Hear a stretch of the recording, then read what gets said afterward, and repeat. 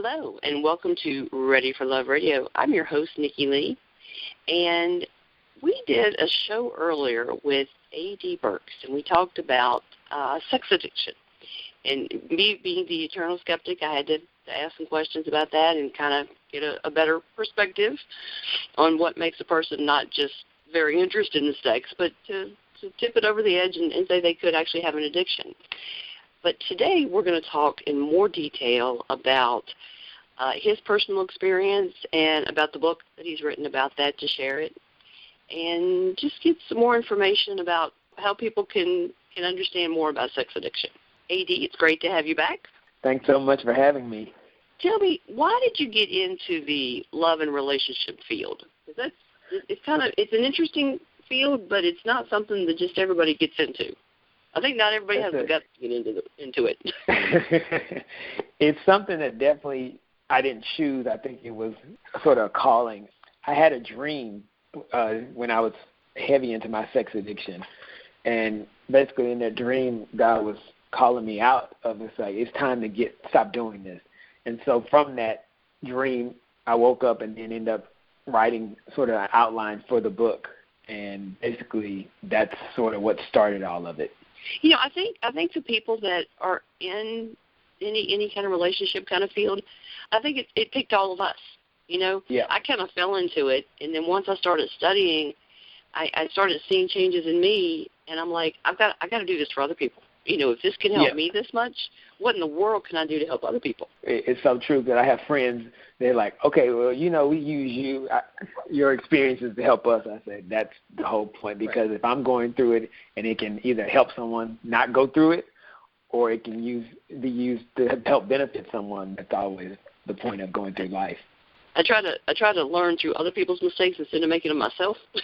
And I figure other people could do that through the mistakes that I make and the things that I learn. So I'm very big on establishing and building credibility. That's a big thing that I always do with clients and with people that I'm interviewing. So tell me, what are your qualifications, and why should we listen to what you have to say about sex addiction? Well, I would say you should listen to what I have to say is because I was diagnosed as a recovered sex addict by a certified sex addiction therapist. And my addiction sort of ran, of course, for almost 12 years. And I understand personally what addicts are going through because I went through it. That does. Once you've lived it, that certainly does make a difference. Absolutely. You know, theory, I'm a chemist as well as an MBA, and you know, we can always understand theory, but until you actually get in the lab and make something, it's all different. Very true. Well, that's like it's. I've always found it funny the people that, because I've never been to college. I've just have worked full time and you know, have years and years of experience in promotions and business management, that kind of thing. But it's always cracked me up the people that have the degrees in marketing that come to me. You know, I'm like, people. You know? That's okay. The experience always was much more than the theory. Exactly. Reading in the book's one thing, but you know what? Experiencing it is a whole different ballgame. Mm-hmm.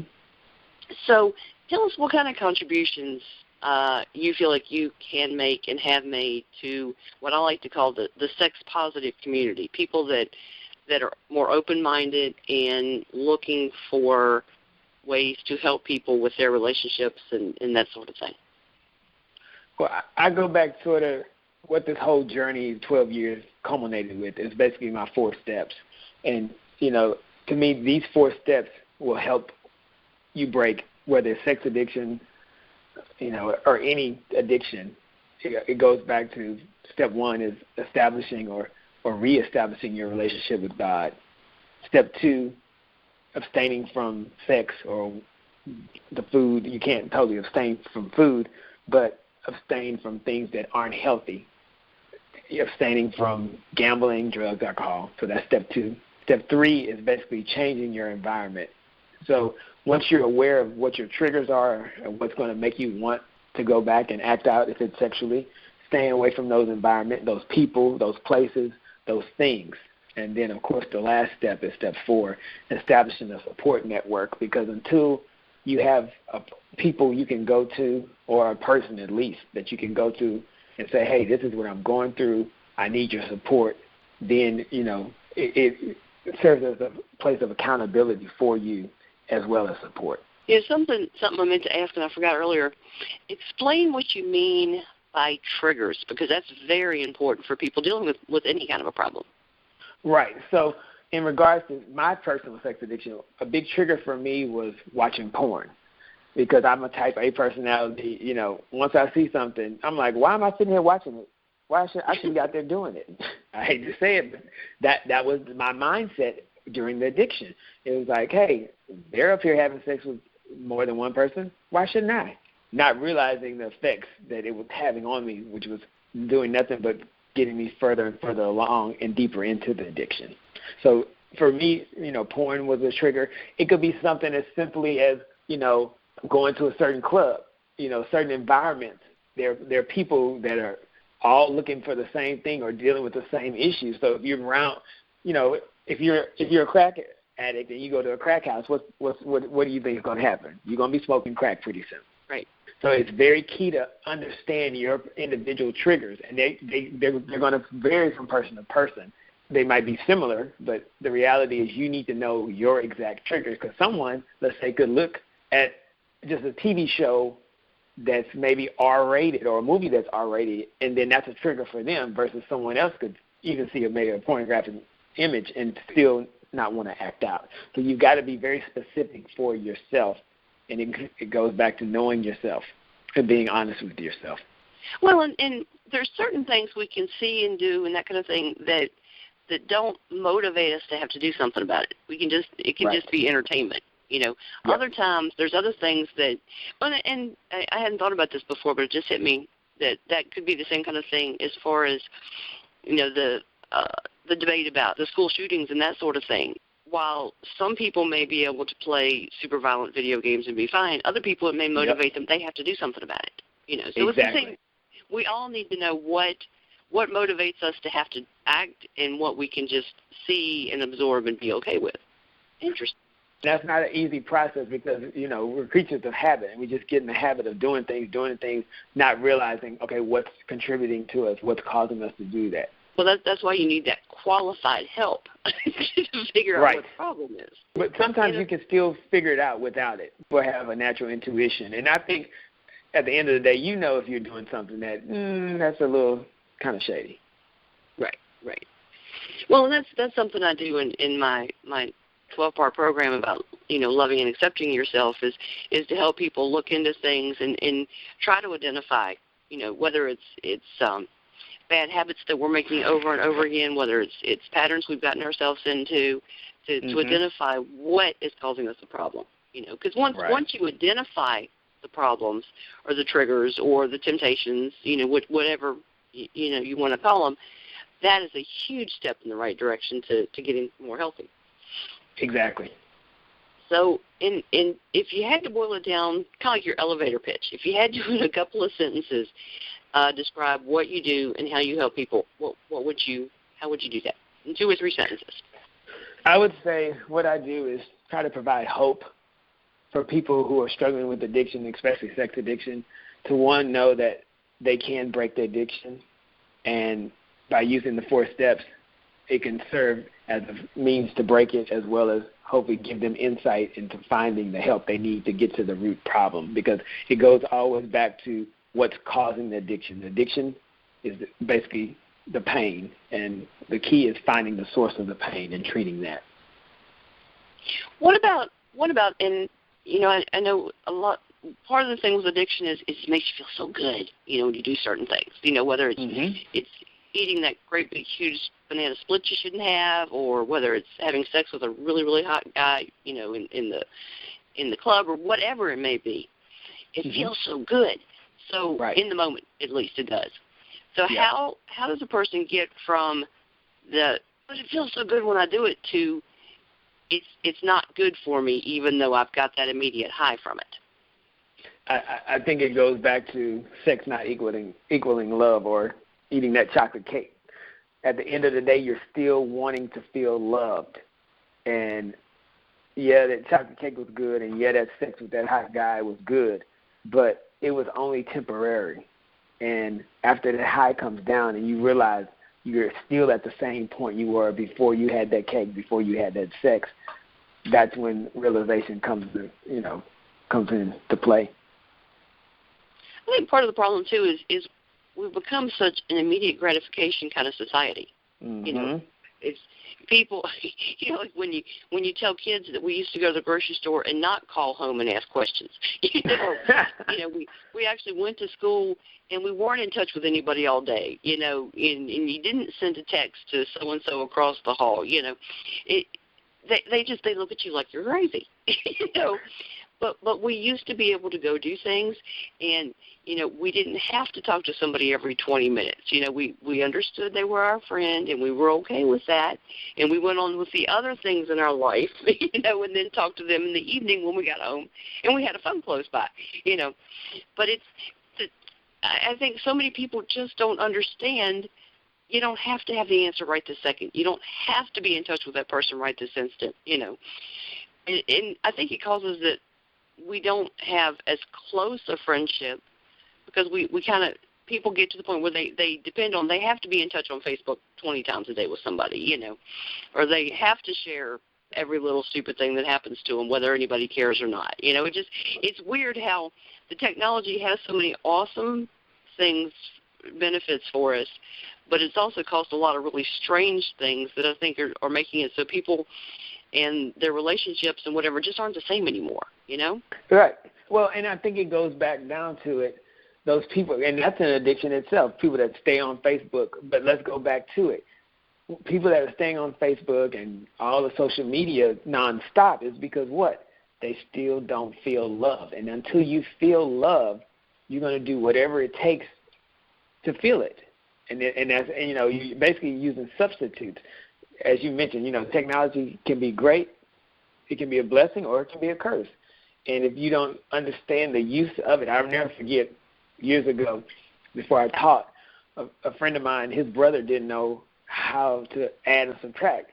I was like, are you kidding me? He was like, oh, I just use the calculator. I'm like, wow. And at the end of the day, you know, we create all these things for shortcuts, but if you don't understand, you know, the knowledge behind it, it's worthless. Because what happens when people that work a cash register and can't make change if the machine doesn't tell them what it is? Yep. It's like, really? You know? So, yeah, I completely understand where you're coming from with that. Mm-hmm.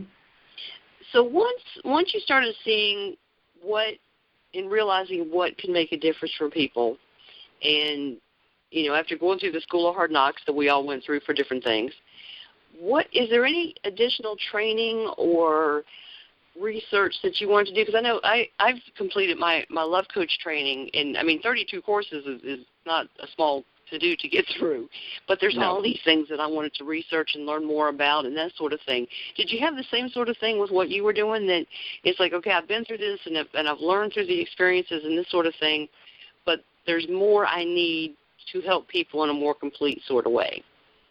Yeah, I think I have a natural gift of wanting to learn. And so as I go back to what was the root of this, not feeling loved and wanting a family, I found out, you know, that sex addiction and love addiction sort of run parallel. So, you know, you have to understand what's causing everything. And so a need for love is what's causing the addiction itself of sex. So as you know, as I keep progressing, I'm reading more and more information about, you know, love addiction. I'm reading information about just things that build us up personally.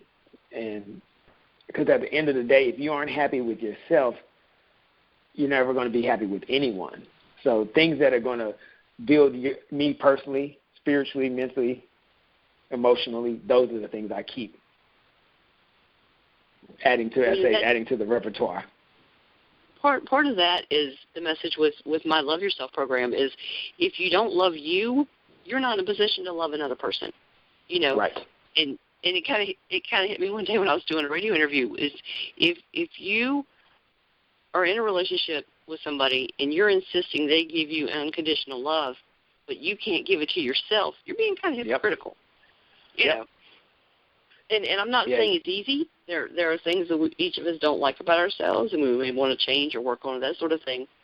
And that's why the program is love, accept and respect yourself. And I think not respecting yourself is a big issue with the whole sex not equaling love kind of thing. Is if you don't respect yourself, you're kind of more open to being treated bad by other people, whether it's being used for sex or whatever, because you don't think you deserve any better, which is bad, you know. And that usually is, that can be unconscious as well, because you look at the sex addict, and what feeds sex addiction is ego. And, you know, the reason, as I say, why I was such a great addict is because of my confidence. But unconsciously, I'm thinking, okay, because I want to have a family with a man, I can't, you know, and religion is saying that this isn't acceptable. Well, there was a part of me that wasn't loving me fully. And until I was able to fully love myself, then I could add someone to it, as you said, because at the end of the day, it's not another person's responsibility to make you happy. And I think a lot of people in relationships, are in relationships because, okay, if I get with this person, I'm going to feel happy. They look good. They have this money. Whatever it is about that person that makes them feel good about themselves is the reason they're in a relationship, versus this person helps me along my journey and I help them along their journey. And there's an actual spiritual connection, because you can always get somebody for the looks or the money or whatever, but at the end of the day, all of that is stripped away. Where is there any real spiritual connection? Right. Very true. Well, it's a really simple little saying, but it's very involved. Is don't be with somebody that completes you. Be with somebody that complements you. You shouldn't need another person to complete you, but finding a person that complements you, that's incredible. Oh, yeah. And it takes work. It does. And that's the biggest thing. People think that relationships aren't work. Oh, if I'm in the right relationship, it should just flow. No, that is crazy. Everything requires work. It does. Even if you resonate and you click and you're in sync on every level, it still takes work, you know? Yeah. Well, and so many people, they love the initial high of quote-unquote falling in love, but they don't realize you're not going to have that high the entire time you're together, you know, and you shouldn't. Oh, no. You know, you're going to get into a place where you've got the intimacy, you've got the love. You should still have the passion, but you're not going to have that euphoric high that you had initially. And like I said, it's not healthy to have that the whole time. Right. And that's actually part of love addiction at some level, to where you keep wanting to have that high with the person after person, and it's like that's not sustainable. Very true. It's interesting how our two programs are so radically different, but hit on so many of the same points. Oh, yeah. Everything, as I say, always ends up, when you get back to the root of it, connecting. Very true. So what's been the toughest thing about your work for you? The toughest thing, I guess, is the people that I love and having to deal with their, responses, because I can be very curt and short with people that, I'm not connected to. In the sense, so I can take criticism from people that are just out in the street. As my mom always said, if they don't pay your bills, don't worry about it. But it's the people that I actually have love for. And, putting this book out was a big thing, because my mom was totally against it. I say, in 36 years of my life, this was the only thing she didn't support. And that was the hardest thing. And she was like, this isn't good for you. It's going to hurt you. And she was trying to protect me, because I'm very candid in the book. I don't hold anything back. And I do that, not to boast about what I did, but more so people can see themselves in it. I really believe if you aren't able to see yourself in something, you'll dismiss it. But if you can read something and say, okay, that's me, your whole thought process is surrounding what's said in that dialogue and discussion is going to change. So I guess the hardest thing was sort of having to go against people that I truly loved and I knew truly loved me, not wanting me to, quote unquote, expose myself. Right. Very true. Well, in writing a book, and especially if you're writing a lot of times I'll use elements from my life, from my personality. I mean, my personality is all over my characters in my novels, especially the really spunky ones and hard-headed ones. But it's a hard enough process with support. So trying to do it when the people closest to you don't support it, that's that's so much more difficult. Yeah. But, well, and you are very candid. Like I said, I haven't finished the entire book yet, but the part I have read, you are brutally honest about things. Why did you choose to do it that way? Because you could have sugarcoated it. Yeah. I mean, actually, it goes back to who I am as a person. As a, only child, and my mom, raising me not to, fear, is like, you be you, and I that's the only way I would be able to write. In terms of, I'm a very open person, sometimes open to a detriment. But me trying to be someone I'm not, it wouldn't have occurred. Because I think that's why God gives certain people certain assignments, and I think this was definitely an assignment by Him to help other people. Very true. Well, and like I said, I totally get the putting it out there in such a way that people can see themselves in it. Because it's such an awesome moment for them and for us as the authors when somebody just clicks that much with what we're reading, Oh, yeah. It's I like, never forget. Well, and people that can't handle criticism should not write. Because especially when you're writing about yourself, because I mean you're putting yourself out there. It's I shared a thing on Facebook the other day that says, putting your creative stuff out there is like standing on a stage naked and asking for opinions. You're putting your whole, whether you're clothed or not, you're putting your entire self out there and saying, absolutely, this is it. It's truly, it's the birth of something. When you put a book out there and you're sharing your personal experiences and your thoughts and all this sort of thing. You're putting yourself out there in a way people who don't do it can never understand what it's like. Exactly. And that's really why, is. We know that you're going to get crappy reviews sometime. It's going to happen. It happens to everybody. But, it's on such a personal level, and you just got to, it's kind of crude, but you got to suck it up. You're putting it out there. Everybody, I don't care how awesome you are, everybody is not going to like it. So put it out there and see what resonates. And the more you put yourself out there, the more chance you've got it's going to resonate with people and it's going to help them, that's the goal. And that's one of the most rewarding things when I'll go to a book signing or I'll do a speaking engagement and they're like, thank you so much for writing this book. I needed this. And it's like, that's why I wrote the book, as I say. That's it. Because it's nothing worse to be, especially as I look back at those 12 years, everybody was like, well, what was, when you go to therapy, it was like, well, what brought you here? And it wasn't a catastrophic moment. Like when you think of addictions, you think of, okay, I almost got put in jail, I almost lost my life. For me, the biggest thing that was driving me was wanting a family, because as an only child, both my parents are out of here. I'm by myself. So I'm like, okay, I've got to do what it's going to take for me to align myself and prepare myself for a family.